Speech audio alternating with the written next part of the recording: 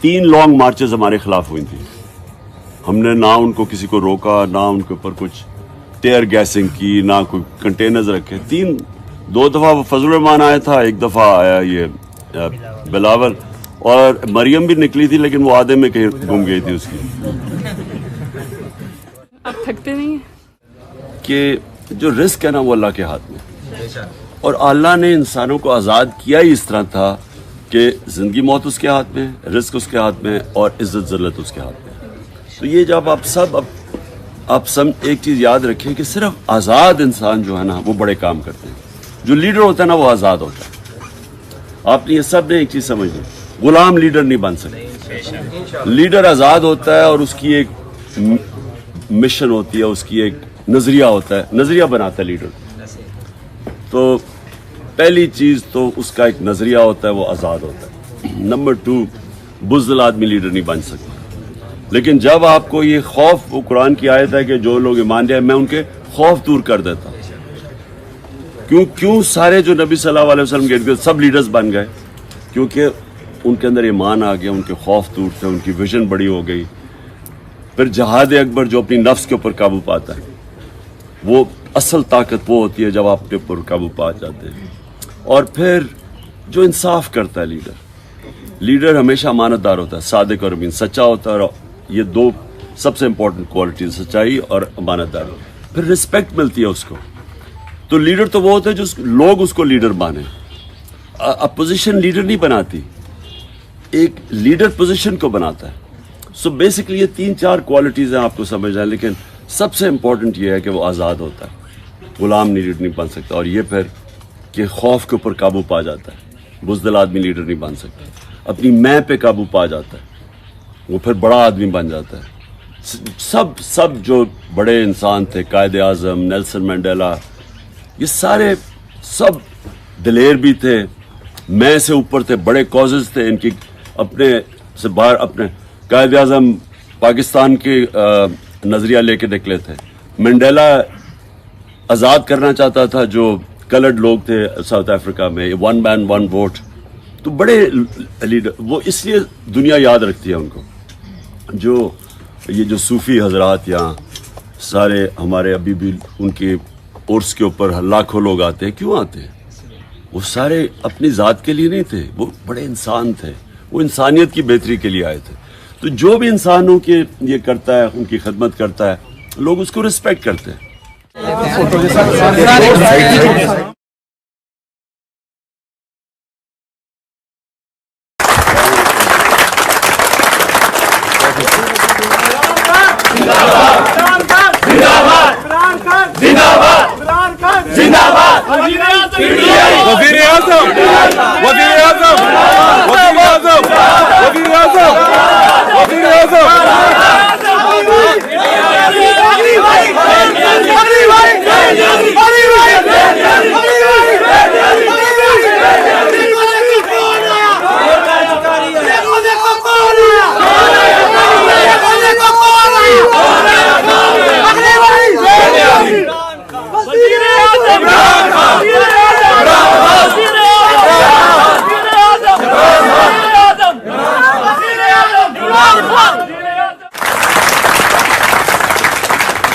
रात को कुछ 10 बजे सोशल मीडिया पे इमेजेस आने शुरू हो गए कि लोग सड़कों पे निकले हुए हैं।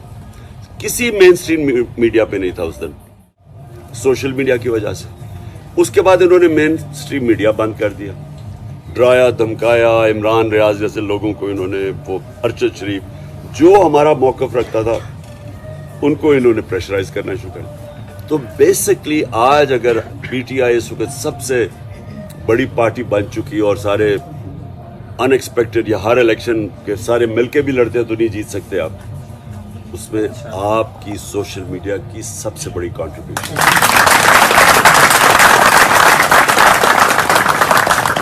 आप ना होते, सोशल मीडिया ना होता, इन्होंने मेन स्ट्रीम मीडिया को दबा लिया था। तो सोशल मीडिया का जितना बड़ा रोल पिछले महीने था, पिछले 6 महीने, उसकी वजह से हम आज इस पोजीशन पे बैठे हुए हैं कि सारी पार्टीज एक तरफ है और एक पार्टी सारे मुल्क में छा गई है।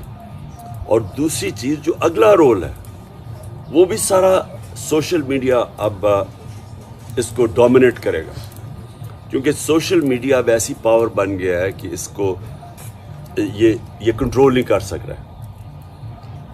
यानी ये जो भी चीज़ें करते हैं वो ऊपर से तो दबा देते हैं सोशल मीडिया में। ये कंट्रोल नहीं हो सकता। अगर ये कंट्रोल होता तो इनका नैरेटिव आज प्रिवेल करता। वो नहीं करा इनका नैरेटिव, क्योंकि सोशल मीडिया की वजह से आज बड़ी इन्फॉर्म पब्लिक है। सो इसलिए मैंने आपको पहले तो एक सारों को आज खराज तहसीन पेश करना था।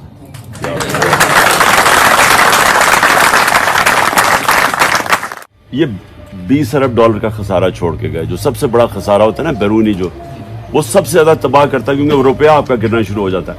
अगर आपका बैरूनी खसारा बढ़ता जाए तो आपका रुपया, आपके पास रिजर्व्स कम होने शुरू हो जाते हैं, आपका रुपया गिरना शुरू। रुपया गिरता है, गुर्बत बढ़ती है, मुल्क गरीब हो जाता है। को हमने पहले स्टडी किया, फिर जब इन्होंने हमारी गवर्नमेंट कराई, रिकॉर्ड एक्सपोर्ट्स थी, रिकॉर्ड हमारा टैक्स कलेक्शन था। हमारी इंडस्ट्री कई सालों के बाद, पता नहीं सालों के बाद, लार्ज स्केल मैन्युफैक्चरिंग की बेस्ट ग्रोथ थी। एग्रीकल्चर में जो 4 मेन क्रॉप्स की बम्पर क्रॉप्स थी 2 साल हमारी पॉलिसी की वजह से। एक डिफाइनिंग मोमेंट्स समझते हैं ना, डिफाइनिंग मोमेंट्स का मतलब होता है फैसला कौन वक्त है आजकल पाकिस्तान में। और इसके अंदर आपको अब इस तरह इसके अंदर आपने जंग लड़नी है जैसे कि आप अपने मुस्तकबिल की अब जंग लड़, क्योंकि आप सब यूथ हैं, मुस्तकबिल आपका है। एक वक्त होता था लोग समझते थे जी मुल्क से बाहर जाएंगे और हम बड़ी अच्छी वहाँ नौकरियाँ ले लेंगे और कंफर्टेबल। वो दिन आहिस्ता आहिस्ता जा रहे हैं, क्योंकि बाहर अपॉर्चुनिटीज़ कम हैं, इस्लामोफोबिया है। और वैसे भी मेरी तरह का मैं तो क्रिकेट खेलता था, पता नहीं 20 साल बाहर मैंने क्रिकेट खेली है। लेकिन देखिए, जो अल्लाह ने इस मुल्क को दिया ना, वो दुनिया में बहुत कम मुल्क हैं जिसमें इस तरह की अल्लाह ने नेमतें बख्शी हैं। मसला ये है कि किसी भी मुल्क के ऊपर आप चोरों को बिठा दें, मुल्क तबाह हो जाता है।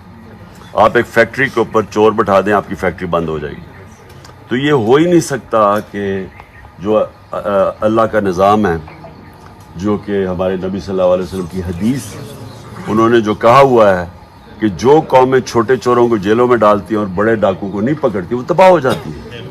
ये उन्होंने 1500 साल पहले जो उन्होंने, बस इसका एक्चुअली मतलब है जिधर रूल ऑफ लॉ नहीं है। नजर आ रहा है आपको कि सारा नवाज शरीफ, शहबाज, वो मुल्क का क्या मुस्तकबिल होगा जिधर फाइनेंस मिनिस्टर जो है, इसका रिटर्न इसने एफिडेविट दिया हुआ है एक मैजिस्ट्रेट के सामने कि शरीफ खानदान की ये मनी लॉन्ड्रिंग करता था, इनका पैसा चोरी करके बाहर लेके जाता था। इसकी अभी भी वो स्टेटमेंट अवेलेबल है। तो सोचें कि ये मनी लॉन्ड्रर जो कि फिर एब्सकॉन्डर फ्रॉम जस्टिस यहाँ से भागा हुआ, वो फाइनेंस मिनिस्टर है।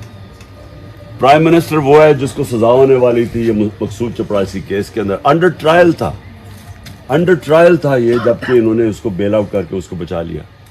उसके बेटे दोनों बाहर भागे हुए हैं। नवाज शरीफ जो सारा फैसले कर रहा है, उसके बेटे बाहर भागे हुए हैं, क्योंकि वो बता नहीं सकते कि उनकी प्रॉपर्टीज आई किधर से। कहते जी हम बरतानिया के शहरी हैं। 60% वजीर जो हैं वो जमानत पे हैं। तो अगर इस तरह तो कोई मुल्क नहीं चल सकता। तो हमारी जो मार्च का मकसद ये है कि हम इनको कहें कि एक ही तरीका है इस मुल्क को, और बड़ी तेज़ी से जो मुल्क नीचे लेके जा रहे हैं। अब इसाक डार वहाँ जाके कह रहे जी हमारे पास कर्जे सर्विस करने के लिए पैसे नहीं है, मतलब हम डिफॉल्ट कर रहे हैं। तो इसको, इस दलदल से सिर्फ इलेक्शन निकाल सकते हैं और कोई दूसरा रास्ता नहीं। और हमारी जो मार्च है उसका सिर्फ मकसद, हम ये नहीं कह रहे कि हमें गवर्नमेंट दे दो, हम कह रहे हैं फ्री एंड फेयर इलेक्शन करवाओ इंशाल्लाह। जो हमने, जब इन्होंने मेरी गवर्नमेंट को जब साजिश हुई तो मैंने इलेक्शन अनाउंस कर दिए थे, इन्होंने जाके अदालत में से वो कैंसिल करवाए। तो हमारा सिर्फ वो मकसद है। और जो पीरियड है अब से जो शुरू हो रहा है, ये बड़ा इंपॉर्टेंट पीरियड है। ये हम पूरी मार्च की तैयारी है हमारी, अब बस फाइनल टचेस दे रहे हैं मार्च का। हम पूरी प्लानिंग ऐसी कर रहे हैं कि जो भी हमने, जो इनकी प्लानिंग है उसको सामने रखते हुए अपनी सारी प्लानिंग कर रहे हैं। ये याद रखें